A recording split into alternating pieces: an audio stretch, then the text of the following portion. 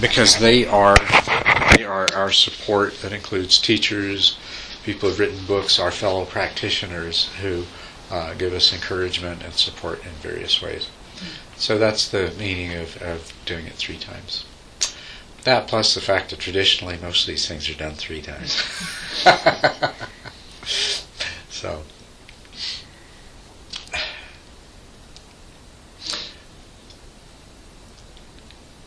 are there other questions about the precepts or the refuges? That's really, what you've asked is an important question, because a lot of people don't really, they know that Buddhists take refuge in the 3 jewels, in the Buddha, the Dharma, and the Sangha, but they don't understand exactly what that is. And of course, coming from Western religious background, they're likely to interpret taking refuge in the Buddha as being something like, the attitude that is adopted towards Jesus or the prophets or God or a deity or something like that. But it's really not. I mean, it's taking refuge in the fact that the Buddha was able to accomplish this, and then even more than that, he was able to teach other people how to do what he had done, and that was passed along to us. And in a sense, too, it's not just the person of the Buddha, it's all of the Buddhas ever since then, and all the Buddhas of the future. The Buddhas before the historical Buddha, the Buddhas since, and the Buddhas yet to be. So when you prostrate, you need to keep that kind of going through your mind as you're doing that. That's one way that you can practice. Yes, you can do prostrations or various kinds of practices based on the triple jewel and the refuges. But there are a lot of when people are doing prostrations or bowing or things like that, there's many different things other than just the refuges that they are doing there. So, for example, when we do this, we remind ourselves to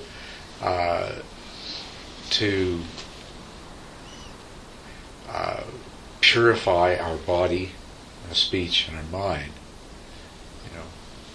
So that's another one of the 3 things that it could be when we do that.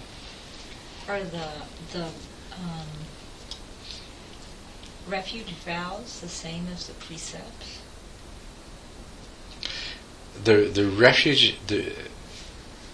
refuge vows, is that a term that you've heard? Okay, yeah. That I think when somebody's referring to refuge vows, they would be referring to the first 5 precepts that usually when somebody becomes a Buddhist and they take refuge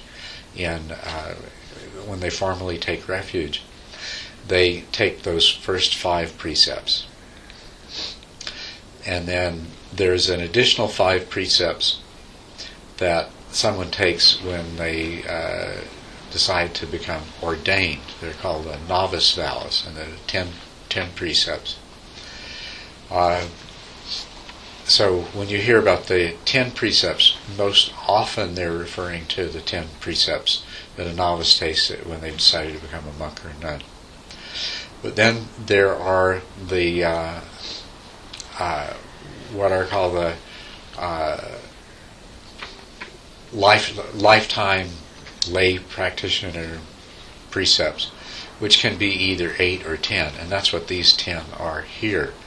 Would be dedicated lay practitioner precepts.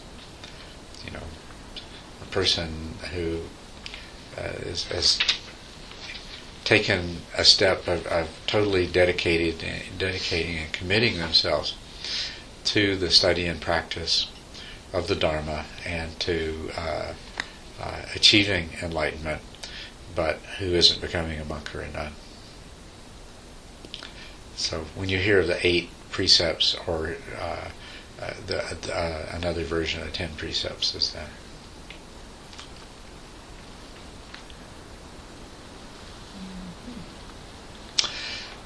The precepts are really an absolutely essential beginning practice on the Buddhist path, because for so long as you don't live in such a way that you are purifying your virtue, you can't really succeed on the path in many ways.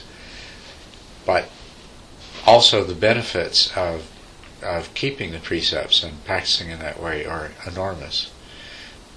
They are a practice in themselves, because as you know, just to remember to succeed in keeping precepts means you have to remember them. You have to keep them in mind all the time under all kinds of different circumstances, which is a challenge, which requires a certain degree of mindfulness, which you can cultivate as a part of your meditation. You cultivate that.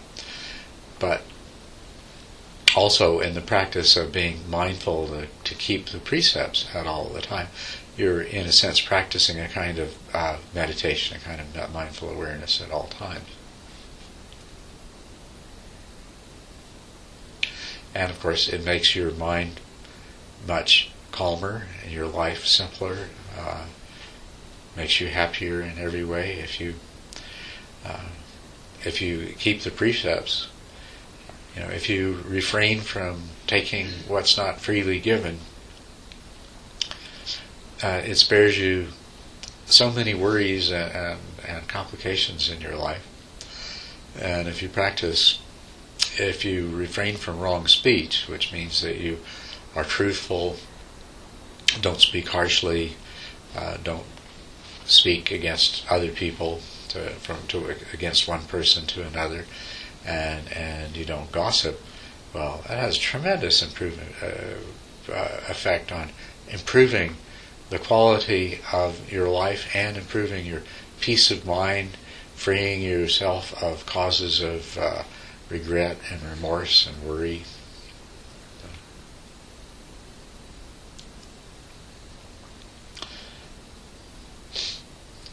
So a person really couldn't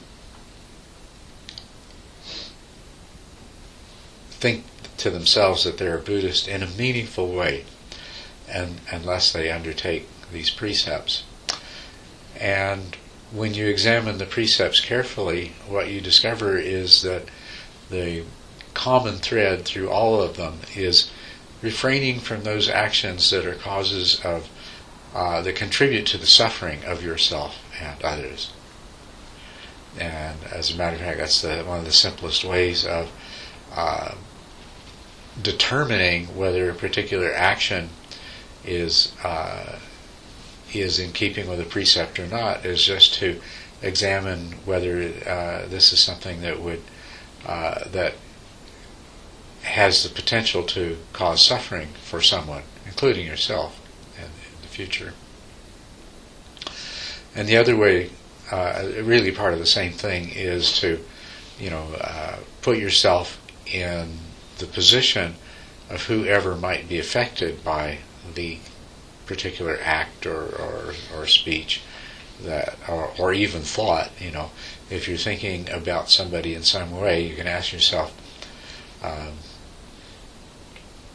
how would I feel if I were them? And I was thinking, then that tells you right away there's something unwholesome about that.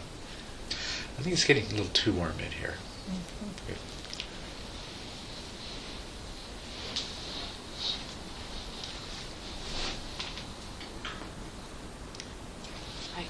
So you need to be really mindful and present, but if it slips by, you could be mindful and say, well, I regret that. Yes. And the next opportunity, but you still need to do extra purification, don't you? Or I mean, if it's like a severe offense or something that could really hurt somebody. Yes, you do, because anything you do leaves a residue and leads to future consequences in a variety of different ways. And so it would be, if you realize that you've done something, it would be foolish not to do whatever you can to to counteract that. And well, one thing that you can do, of course, is to try to make some kind of amends or reparation, or depending on what it is, to the degree that you can do something to repair the damage, in terms of the physical external world and the other people that are affected and so forth. You of course should do that. That's an obvious thing. But the other consequence, anytime you've done an action that violates one of these precepts, it has an effect on your own mind and your own consciousness. And so, in order to undo that,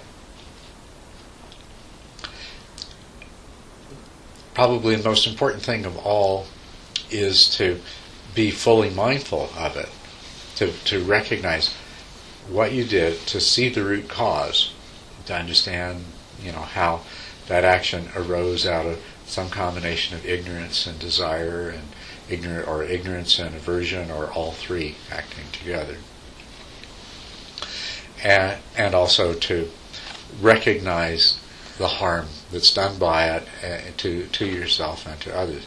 So just being mindfully aware of that is one of the most important things that you can do to counteract the negative karma of the action. That full acknowledgement of it.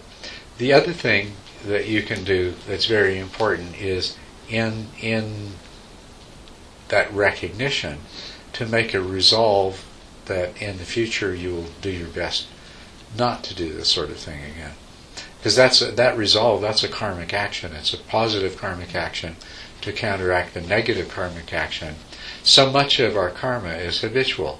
We do things out of habit. We react, desire arises out of habit, and the acting out of desire is yet another habit.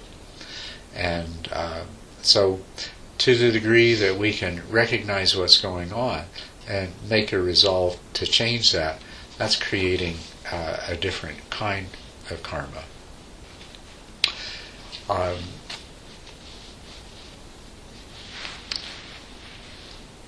There is actually a formal purification for overcoming a failure to keep a precept or other acts of any other kind of act of bad karma that you might have committed. It's called 4 powers sometimes. And the first is just to acknowledge and recognize what you've done, mindfully examine it in the way that I described. The second is to resolve not only to try not to do it, but to resolve to overcome the afflictions of ignorance, desire, and aversion that were the root cause of it. The third part of it is to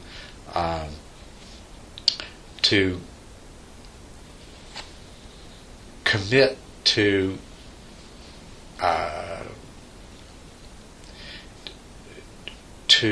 the kind of action that will reverse the bad karma. Now that does mean, as I said, if to the degree that you can make amends, ask for apology, replace what was taken, whatever, that you do so. But another very important part of that is that in order to fulfill the commitment that you made in the previous power to overcome the root causes of ignorance, desire, and aversion, that in this third power, you make the commitment to study and practice the Dharma, because that's the only thing that will permanently uproot these. And then the fourth power is taking refuge in the Buddha, the Dharma, and the Sangha. And this is the purpose of this is that often we feel as though when we have a failing in terms of our behavior or intentions, we feel weak, inadequate. We might doubt our ability. Do you know what I mean? You did something and you reflect that back on yourself as sort of a doubt that you have the ability to overcome these unvirtuous behaviors. So in the fourth power, the last is just to trust in the Buddha, the Dharma, and the Sangha, that you don't need to rely exclusively on your own power and your own self, but you have this support to achieve that.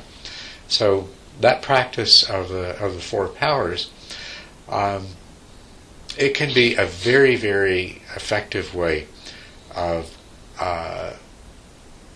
learning to practice virtue and overcoming the tendencies that you have established for non-virtuous actions.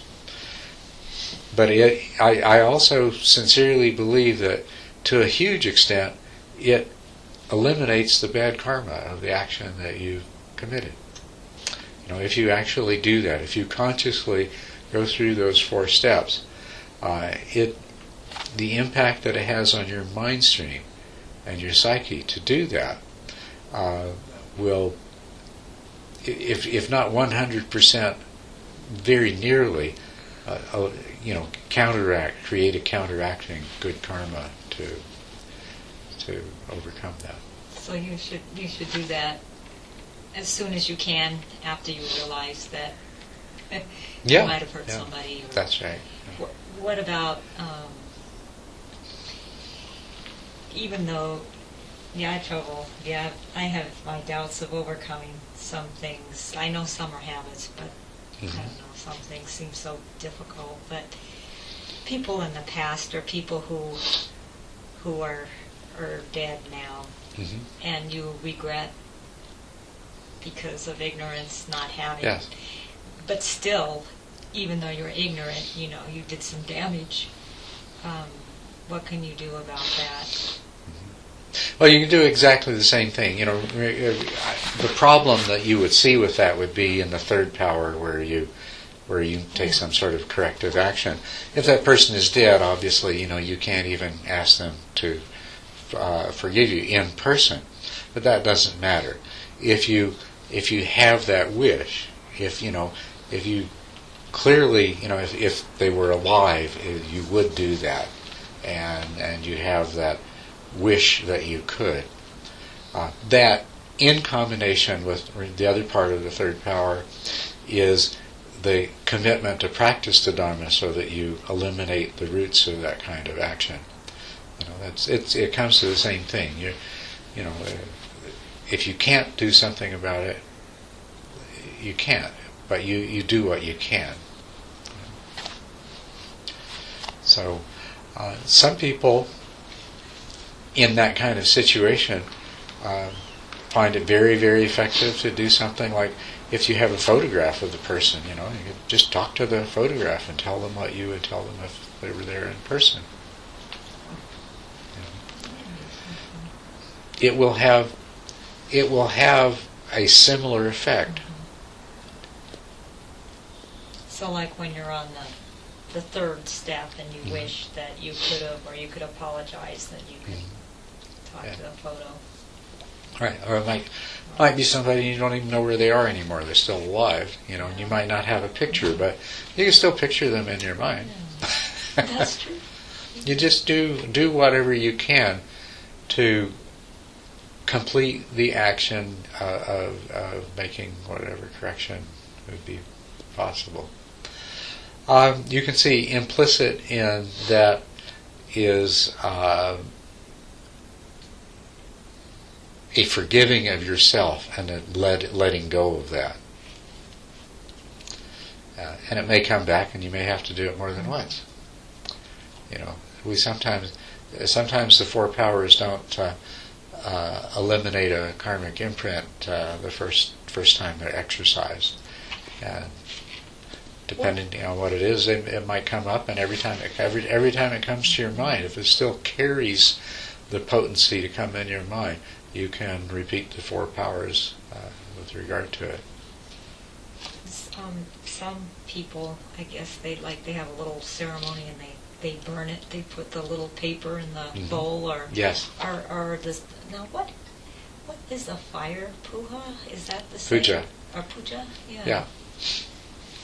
That's very much the same thing. Yeah, you can write all these things down on slips of paper over a period of time. Try to recollect everyone that you've ever caused harm to, or everything you've ever done that you regret. You write them all down, and then you can do you can do a puja means ceremony, actually. Yeah. So you can do a ceremony, and part of that is to put all those slips of paper into the fire, and give that up in the form of the smoke. So when it no longer comes to your mind, you know it worked. I mean, that's it's right. Gone. That you finally just let it go. That's right. Yeah.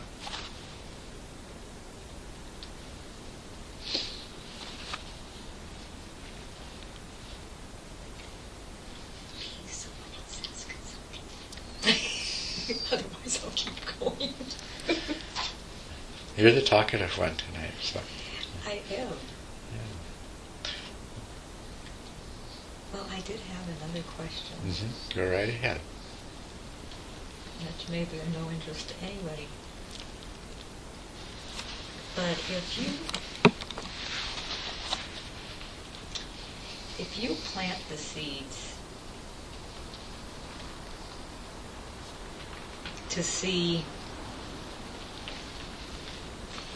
you not die, or reverse aging, or somebody was saying that you can see yourself die, you can see yourself bardo, you can see yourself go on. It's very, very confusing. But if you are if you can reverse that, they're saying, like, say, being into a light being, what does that mean? I mean, I mean, how can you do it? The body dies. Right. Yeah.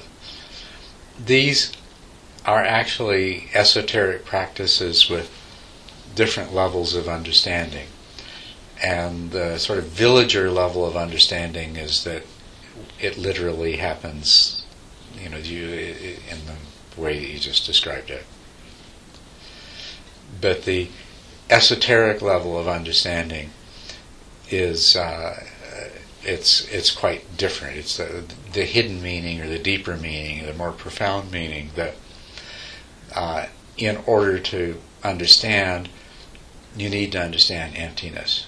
You need to understand selflessness. You need to,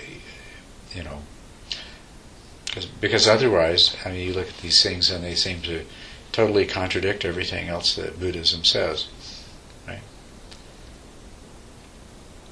Well, if emptiness is being like a blank screen, and if you have unlimited potential. Emptiness, yeah, if you have a simplistic idea of emptiness as being like a blank screen, emptiness is the recognition that things are not as they appear, that reality is not what it appears to be, but reality is a projection of your mind. And so when we say things are empty, they're empty of having a nature of being the way we perceive them to be. And if you follow that and see where it takes you,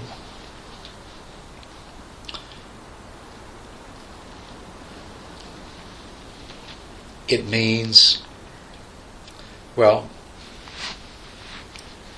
I think you've been at classes where I've talked about this before, but so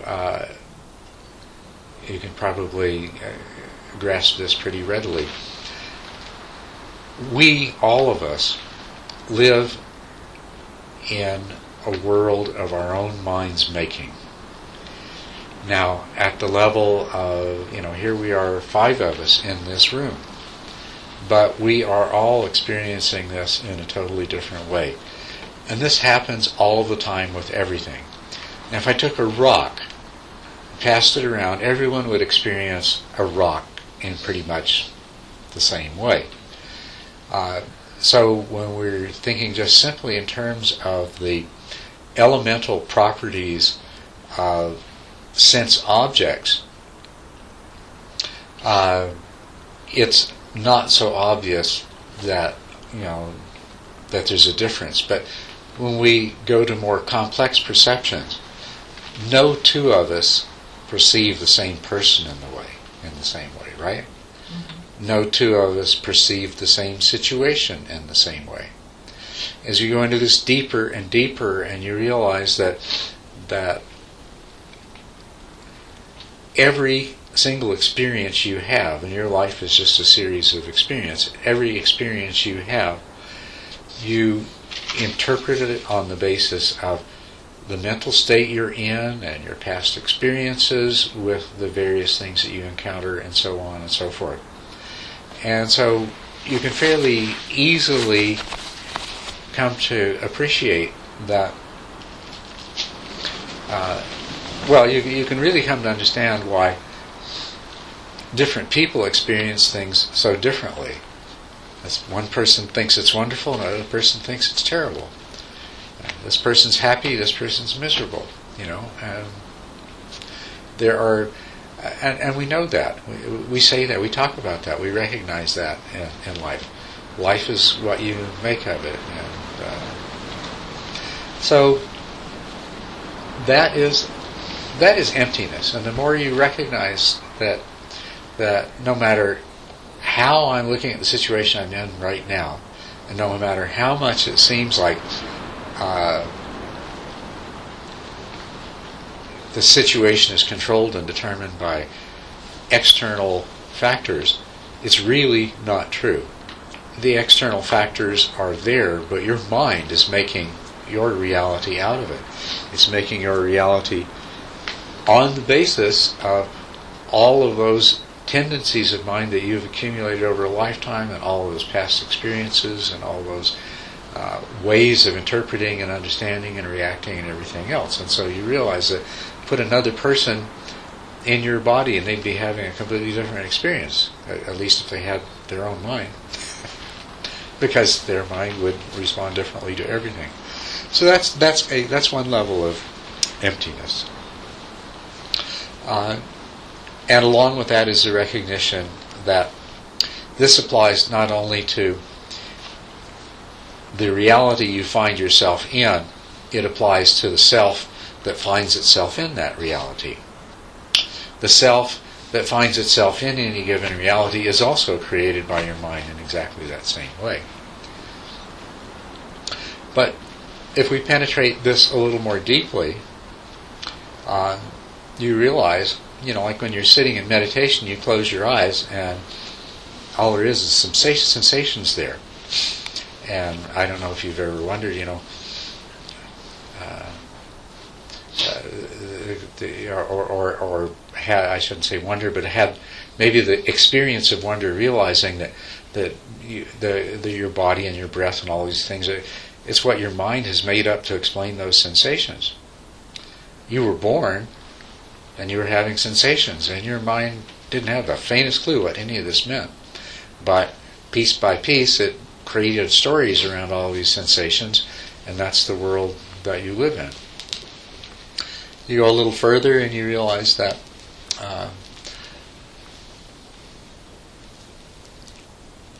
color is not something that exists inherently. It's outside yourself. Color is the result of the structure of your eye and the way that your brain processes nerve impulses. As a matter of fact, you look at your brain, color is a result of the way your brain processes nerve impulses arriving along different neurons. Color doesn't really exist. There's no such thing as warmth and cold. There's different degrees of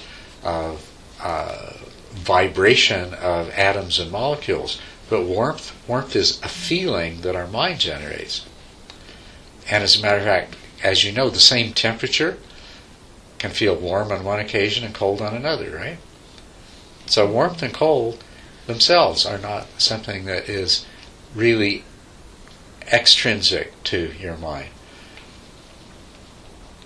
Then you carry it one step further and realize that, well, I've had dreams where everything seems just as real as it does right now.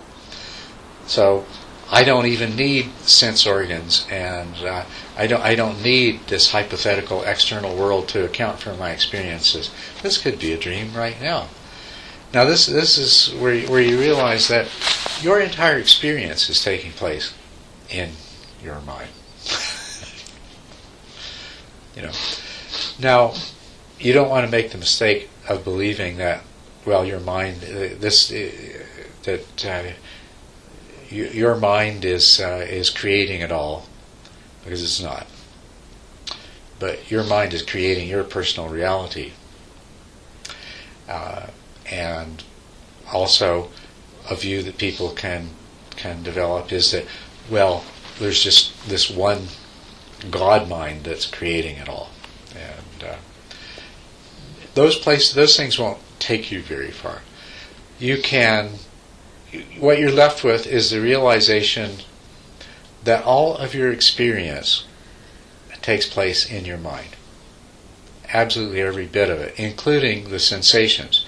But you're left with the question, where do the sensations come from? And there's basically two equally good answers. There's nothing wrong with either one of them. They're both absolutely perfectly acceptable answers, and there's no way to distinguish between them. One is that there is some kind of something out there separate from the mind, which you'll never really know what it is, because all you'll ever know is the sensations that it produces, right? And that, whatever it is out there, accounts for the sensations being produced and the consistency, the cause and the effect relationships, and the consistency and stuff that we find are present, because we do find that. We rely on that consistency. Another explanation is to say, well, that's just a hypothesis, that's just a theory that there's something out there causing those sensations. If all of my experience is taking place in my mind, well, then maybe the source of that is mental too. And so one way of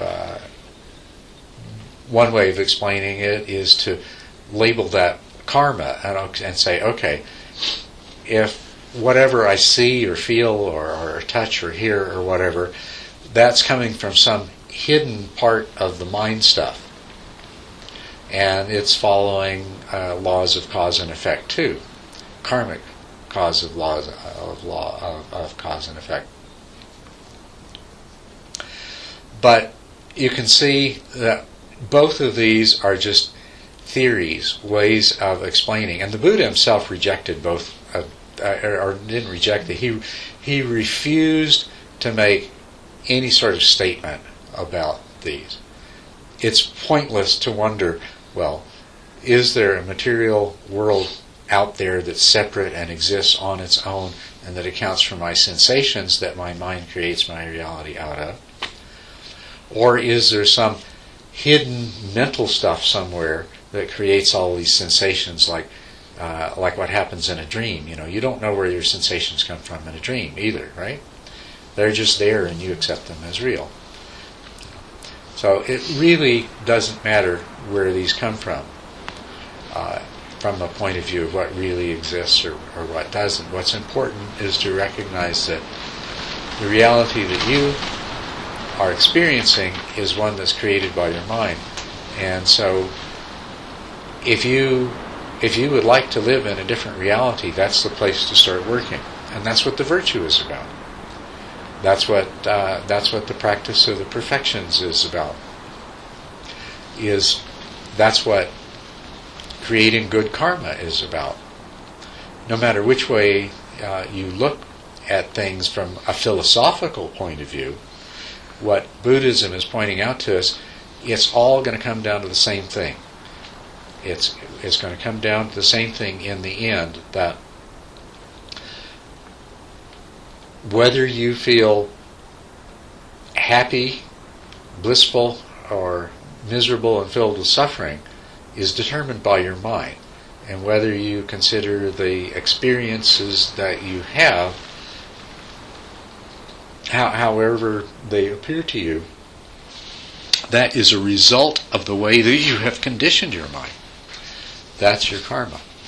So, through practicing virtue and practicing the perfections, through overcoming desire and aversion and the ignorance that's based on the sense of self, you change the way your mind works, which changes the reality that you live in. And that is an absolute, indisputable fact that anybody can prove for themselves. All they have to do is be willing to extrapolate beyond, the immediate, obvious fact of that to, But people don't. They say, yeah, but, and they think of all these, circumstances. Yeah, but, it doesn't always work that way. Yeah, but what if this happens? Yeah, but what about in this kind of situation? But really the bottom line is your mind creates your experience. And so, first step in Buddhist practice is to start reshaping the way your mind creates your experience. The next stage is to come to understand the true nature of reality, to come to really understand emptiness, and to come to know nirvana.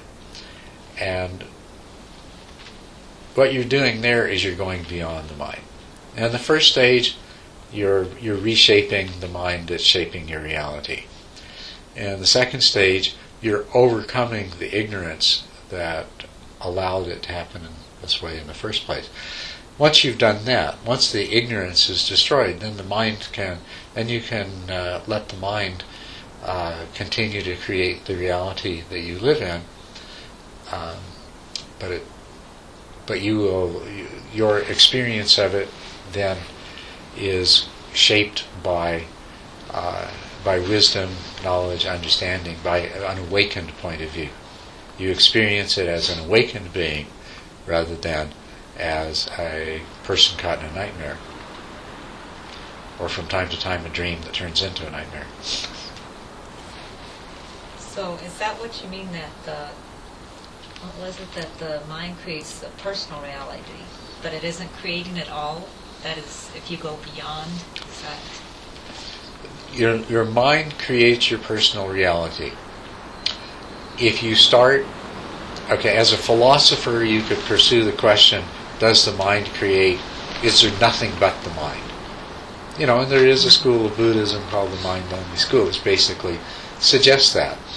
And there's a Western philosophy called phenomenology that basically suggests that. Bishop Berkeley was a famous philosopher of Europe, and he posited a kind of idealism that the reality only exists in the mind. You can pursue that philosophically, and if you do that with the tools of philosophy, it'll keep you from getting into trouble. But what you should avoid, is falling into false beliefs that, if it all exists in my mind, then I can do anything that I want.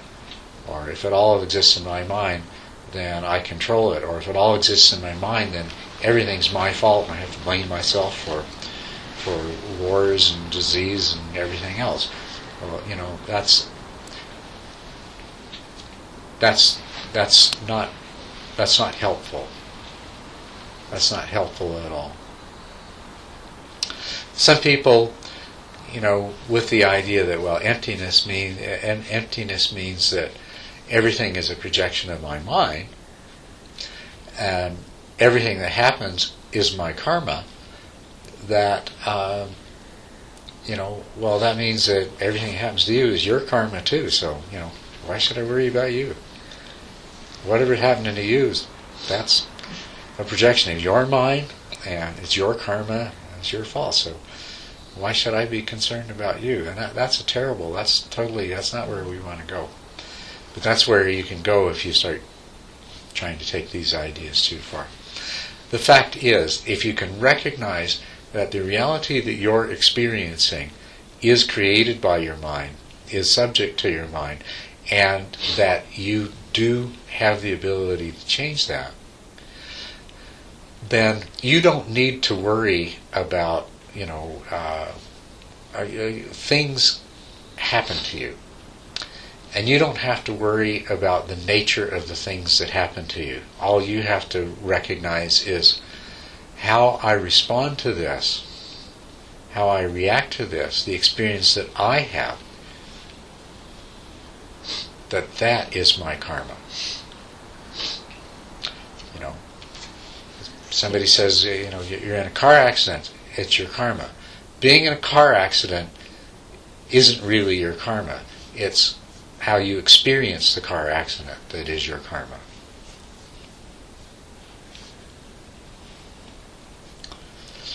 Being in a car accident actually can be your karma from many ways. I'll just point out that it may be the actions that led to the crash might have been produced by your karma. Your karma somehow led you to be in that vehicle at that time. Karma means cause and effect, and so the totality of cause and effect created that incident in that particular place.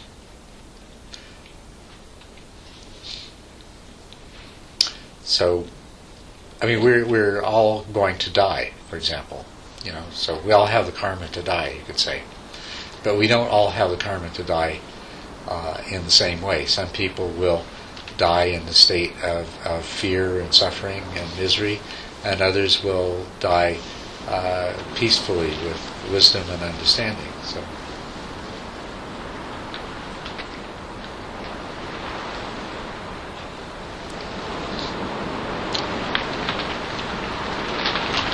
where I'd like to leave you with on this is that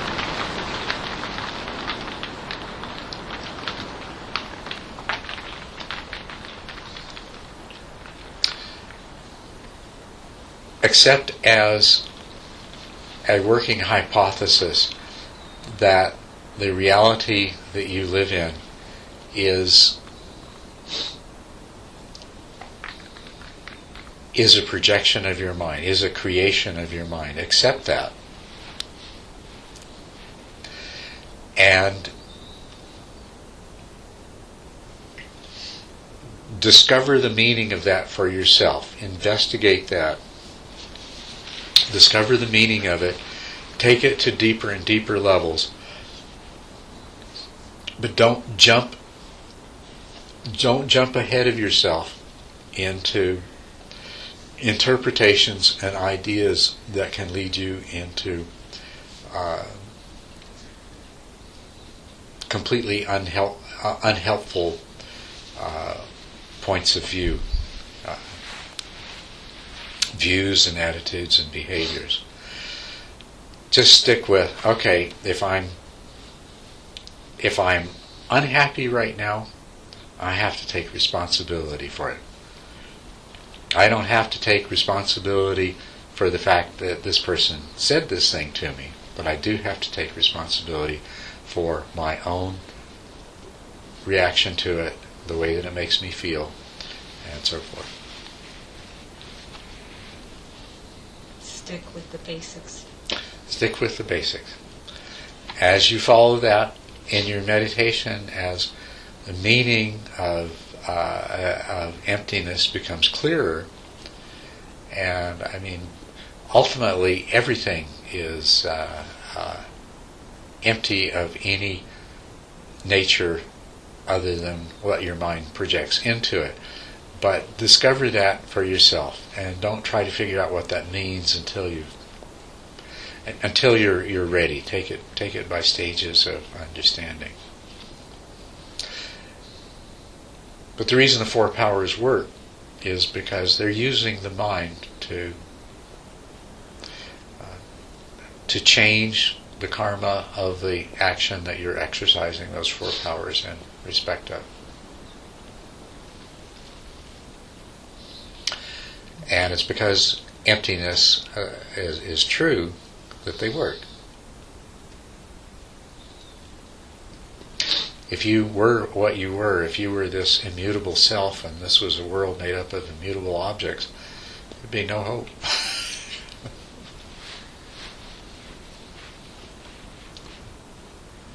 That was very helpful. Good, I'm glad to hear that. Yes, I get embroiled, or I go off. I'm exposed to so many different things. Yeah. I get them all mixed up. Yes. I know the problem. I understand entirely. Yeah. But it'd be nice to have just one simple, direction. And if you continue to pursue it, all of these other things that you hear, you'll begin to understand them, and you'll see their true meaning. A lot of that is a lot of what you hear is distorted understandings. You hear other people's distorted understandings, so, and then that's really confusing to you. It's like, wow, that's a strange idea. I wonder how that works. It gets to be too much sometimes. I don't know, it's just so overwhelming. When you overcome ignorance, then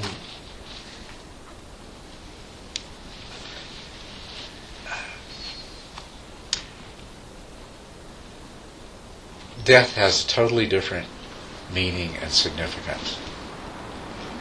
And so to metaphorically, and it's metaphorically, to metaphorically speak of being transformed from this mortal body into a light body, as a metaphor, that is quite meaningful. But if you are thinking in terms of thingness, and somehow this material body you have is going to become a different kind of body, and there's still going to be a you much the way there is now, and well, that's all kind of nonsense. That's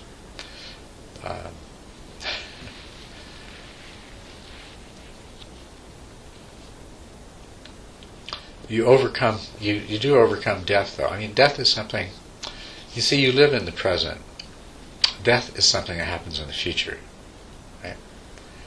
And so when you've overcome death, you're not worrying about it. You're not afraid of it. And when whatever that transition is happens in the present, you'll be in the present and dealing with it. So to overcome death, which all of these practices lead to overcoming death. But overcoming death means that death is no longer a source of fear and agitation and concern to the mind. It doesn't mean that you'll live forever and you'll have to move to different places and change your appearance so nobody will realize that you're immortal. You'd probably get tired of it if you did. Did you ever read the Anne Rice's books about the vampires and the vampire Lestat? Yes, vampire crime. So if you lived forever, you'd be like that after a while. You just get so bored and so tired of it. Yeah. He was an unhappy vampire. He was. Yeah. You need to practice meditation or something. That's right. Yeah. So overcoming death means more than the simplistic notions.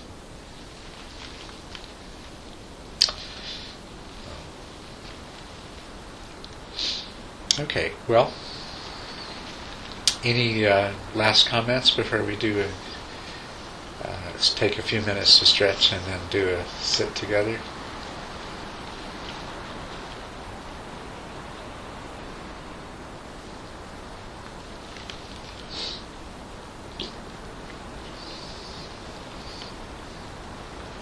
Okay, well, we have 7 minutes before our sit begins, so you might like to stretch